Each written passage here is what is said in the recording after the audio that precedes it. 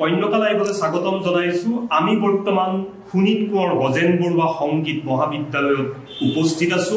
এই বৃহত্তৰ নদুৱাৰ অঞ্চলত এটা সুস্থ সাংস্কৃতিক পৰিৱেশ সৃষ্টি কৰাৰ ক্ষেত্ৰত নতুন প্ৰজন্ম কণ কণ ছাত্ৰ ছাত্ৰীসকলক গুৰুজনাৰ আদৰ্শৰ প্ৰতি আকৃষ্ট কৰি বৰগীত সত্ৰীয়া নৃত্যকে ধৰি যিখিনি আমাৰ সংস্কৃতি আছে এই সংস্কৃতি নতুন প্ৰজন্মক শিকোৱাৰ ক্ষেত্ৰত এই শোণিত কোঁৱৰ গজেন বৰুৱা মহাবিদ্যালয়ে বিগত দিনৰ পৰা এক ইতিবাচক ভূমিকা গ্ৰহণ কৰি আহিছে। এই নদুৱাৰ অঞ্চলৰ কৰবী শইকীয়াৰ নেতৃত্বত এই অনুষ্ঠানটো বিগত দিনৰ পৰা এই বৃহত্তৰ নদুৱাৰ অঞ্চলত চলি আছে। মোৰ সতীৰ্থ অসীমৰ লগত আমি বৰ্তমান শোণিত কোঁৱৰ সংগীত মহাবিদ্যালয়ত উপস্থিত আছো, যে আজি চূড়ান্ত বৰগীতৰ পৰীক্ষা অনুষ্ঠিত হৈছে।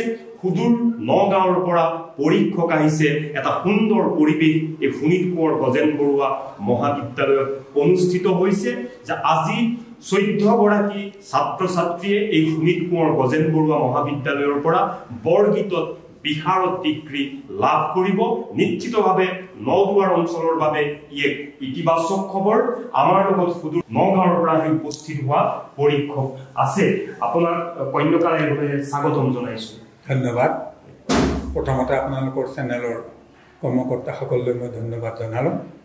আজি অসম সত্ৰ মহাসভাই মোক শোণিত কোঁৱৰ সংগীত মহাবিদ্যালয়ৰ বাৰ্ষিক পৰীক্ষাৰ ব্যৱহাৰিক পৰীক্ষাৰ পৰীক্ষক হিচাপে মোক ইয়াত নিযুক্তি দিছে, আৰু সেই উদ্দেশ্যে ইয়াত আহি মই আজি ইয়াত আৰম্ভ কৰিছোঁ মই পৰীক্ষা ল'বলৈ। আৰু প্ৰথম যিখিনি মই এতিয়ালৈকে পাইছোঁ এটা সুন্দৰ পৰিৱেশ সৃষ্টি হৈ আছে। মই সোধা মতে তেওঁলোকে প্ৰশ্নৰ উত্তৰ মই সোধা মতে তেওঁলোকে গাব পাৰিছে, আৰু মই বুজি পাইছোঁ যে কৰবী শইকীয়াৰ নেতৃত্বত ইয়াত যিখিনি ছাত্ৰ ছাত্ৰীয়ে এতিয়ালৈকে শিক্ষা গ্ৰহণ কৰি আছে সেই শিক্ষা গ্ৰহণৰ ক্ষেত্ৰত কৰবী শইকীয়াৰ ভূমিকা অতি উল্লেখনীয়। তেওঁ যথেষ্ট কষ্ট কৰি এই বিদ্যালয়ত আজি 8 বছৰমান ধৰি শিক্ষাদান কৰি আছে। ইয়াৰ আগতে মোৰ সৌভাগ্য হৈছিল এই কামত পৰীক্ষা ল'বৰ কাৰণে মই আৰু এবাৰ আহিছিলোঁ, আৰু আহি সেইবাৰ যি মই মানদণ্ড পাইছোঁ, এতিয়া মোৰ বেছি সময় হোৱা নাই, মাত্ৰ আৰম্ভ কৰিছোঁ, প্ৰায় আধা ঘণ্টামান হৈছে। গতিকে ইয়াৰ পিছত নিশ্চয় পিছৰখিনিৰ মই মানদণ্ড আগতকৈ বেছি ভাল পাম বুলি আশা কৰিছোঁ। গতিকে স্কুলখনৰ উত্তৰ কামনা কৰিছোঁ। ভগৱানে দয়া কৰক। এই স্কুলখনত যিখিনি সত্ৰীয়া সংস্কৃতি এতিয়ালৈকে শিক্ষা প্ৰদান কৰি আছে সেইখিনি ল'ৰা ছোৱালীয়ে যাতে এটা সময়ত বিশ্বৰ দৰবাৰত প্ৰতিষ্ঠিত হ'বলৈ সমৰ্থ হয় সেই আশা কৰি মই সকলো ল'ৰা ছোৱালীকে আৰু স্কুলৰ সকলোকে ধন্যবাদ জ্ঞাপন কৰি মোৰ চমু বক্তব্য সামৰণি মাৰিছোঁ। ধন্যবাদ। আপুনি নগাঁৱৰ পৰা আহিছে? নগাঁও কলিয়াবৰ পৰা। নগাঁও কলিয়াবৰ হয়, যে এয়া হ'ল নগাঁও কলিয়াবৰৰ যিগৰাকী পৰীক্ষক, যে অসম সত্ৰ মহাসভাৰ উদ্যোগত এই আমাৰ যি সত্ৰীয়া সংস্কৃতিৰ প্ৰশিক্ষণ সমগ্ৰ অসম জুৰি চলিছে। আজি ব্যৱহাৰিক পৰীক্ষা। শোণিত কোঁৱৰ গজেন বৰুৱাৰ পুত্ৰ এই আজিৰ এই ব্যৱহাৰিক পৰীক্ষাত উপস্থিত আছে। আমি তেওঁৰ অনুভৱ জনাৰ চেষ্টা কৰিম। আপোনাৰ পিতৃৰ নামেৰেই এইখন সংগীত বিদ্যালয় মহাবিদ্যালয়ে ইতিমধ্যে এটা সুন্দৰ পৰিৱেশ এই নদুৱাৰ অঞ্চলত সৃষ্টি কৰিছে, কি ক'ব? মই প্ৰথমে কন্যকা লাইভত আন্তৰিক শুভেচ্ছা জনাইছোঁ, আৰু এই মহাবিদ্যালয়ৰ অধ্যাপক বিষয়কে আন্তৰিক শুভেচ্ছা জনাইছোঁ। মই বছৰেই আহি আছোঁ বাৰু, কিন্তু মই আজিৰ পৰিৱেশটো বহুত উন্নত দেখিছোঁ। 10-12জন ল'ৰা ছোৱালীয়ে আজি বৰগীতৰ পৰীক্ষাৰ অংশটি লাভ কৰিছে। তাকে মোৰ ফালৰ পৰা এটা অনুৰোধ কন্যকা লাইভলৈ হওক আৰু আমাৰ বিধায়ক অনুৰোধ কৰিছিল যাতে এই অস্থায়ী মহাবিদ্যালয়ৰ পৰা যাতে পূৰ্ণাংগ বিদ্যালয়ৰ ৰূপ পায়, এইটো ক্ষেত্ৰত মই তেখেতলৈ অনুৰোধ জনাইছোঁ। বিশেষকৈ কৰবী শইকীয়াৰ এক নিষ্ঠাৰে আজি 8-9 বছৰে এই বিদ্যালয়ৰ প্ৰতীক্ষা কৰি আছে। হয়, যে এয়া আছিলে শোণিত কোঁৱৰ গজেন বৰুৱাৰ পুত্ৰ। আমাৰ লগত কৰবী শইকীয়া বাইদেউ আছে।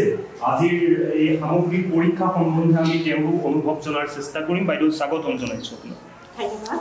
আপোনালোক সবে আহি আমাৰ এই পৰীক্ষাৰ কেন্দ্ৰত উপস্থিত হৈ আমাক চিনাকি কৰি দিয়াৰ যি সুযোগ সুবিধা দিছে তাৰ বাবে কন্যাকা পৰিয়াললৈ আমাৰ শোণিতপুৰ সংগীত মহাবিদ্যালয়ৰ তৰফৰ পৰা অশেষ ধন্যবাদ জ্ঞাপন কৰিছোঁ। আজি আমাৰ ব্যৱহাৰিক পৰীক্ষা শোণিতপুৰ গজেন বৰুৱা সংগীত মহাবিদ্যালয়ৰ এই ব্যৱহাৰিক পৰীক্ষাত আমাৰ ৮০গৰাকী ছাত্ৰ ছাত্ৰী অৱতীৰ্ণ হৈছে। সুদূৰ নগাঁও জিলাৰ পৰা সন্মানীয় ৰাতুল শৰ্মাদেৱ আমাৰ প্ৰশিক্ষক হিচাপে উপস্থিত আছে।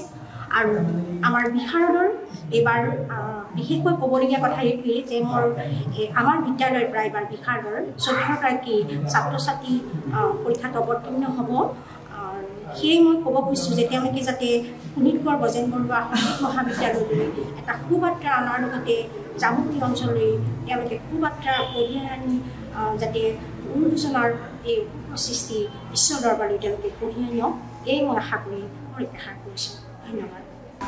এইসকল হ'ল শোণিতপুৰ গজেন বৰুৱা মহাবিদ্যালয়ৰ বৰগীতৰ চূড়ান্ত বৰ্ষৰ ছাত্ৰী। তোমাৰ নামটো? নমস্কাৰ, মোৰ নাম দীক্ষিতা হাজৰিকা। মই এইবাৰ শোণিতপুৰ গজেন বৰুৱা মহাবিদ্যালয়ৰ ৫ম বৰ্ষৰ ছাত্ৰী, মানে লাষ্ট ইয়েৰৰ ছাত্ৰী। আৰু মই এইখিনিতে ক'ব বিচাৰোঁ সকলোৰে বাৰু অভিজ্ঞতাবোৰ মেমৰ লগত সুকীয়া, মোৰো সুকীয়া তেনেদৰে। মই মেমক লগ পাইছিলোঁ কলেজৰ যেতিয়া আমাৰ কম্পিটিশ্যনবোৰ হৈছিলে। কৰবী শইকীয়া মেমক? হয়, কৰবী শইকীয়া মেমক।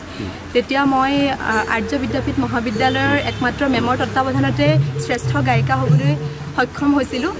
আৰু লগতে গুৱাহাটী বিশ্ববিদ্যালয়ৰ যুৱ মহোৎসৱত পুৰস্কৃত হ'বলৈ সক্ষম হৈছিলোঁ মেমৰ তত্বাৱধানত।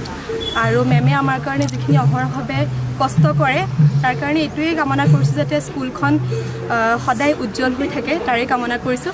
আৰু আশীৰ্বাদ কৰিছোঁ, বিচাৰিছোঁ যে আজি যাতে মোৰ নিজৰ এক্সামটোও ভাল হয়, লগতে সকলো ছাত্ৰ ছাত্ৰীৰ যাতে আজি এক্সামটো ভালে কুশলে যায়। ধন্যবাদ। নমস্কাৰ, শোণিতপুৰ গজেন বৰুৱা সংগীত মহাবিদ্যালয়ৰ আজি সকলোলৈকে শুভেচ্ছা জ্ঞাপন কৰিছোঁ আৰু কন্যাকা লাইভলৈ শুভেচ্ছা জ্ঞাপন কৰিছোঁ। আজি মই অভিভাৱক হিচাপে মই গোলাঘাটৰ পৰা আহিছোঁ। আপুনি গোলাঘাটৰ পৰা আহিছে? হয় হয়, মই গোলাঘাটৰ পৰা আহিছোঁ। মই চাকৰি সূত্ৰে আমি ঢলাইবিলত আছিলোঁ যিহেতু, তেতিয়া আমি ইয়াতে এডমিশ্যন লোৱা হৈছিলে মোৰ ছোৱালী, আৰু স্কুলখন চেঞ্জ কৰা নহ'ল। এতিয়া গতিকে আমি গোলাঘাটৰ পৰা আহিছোঁ। মোৰ ছোৱালী এবাৰ মানে লাষ্ট ইয়েৰৰ ছাত্ৰী, আজি বিশাৰদ ডিগ্ৰী লাভ কৰিব। বিশাৰদ ডিগ্ৰী তেওঁ ফাইনেল ইয়েৰৰ ছাত্ৰী হয়। আমি এতিয়া গোলাঘাটৰ পৰা আহিছোঁ, আকৌ গোলাঘাটলৈকে উভতি যাম।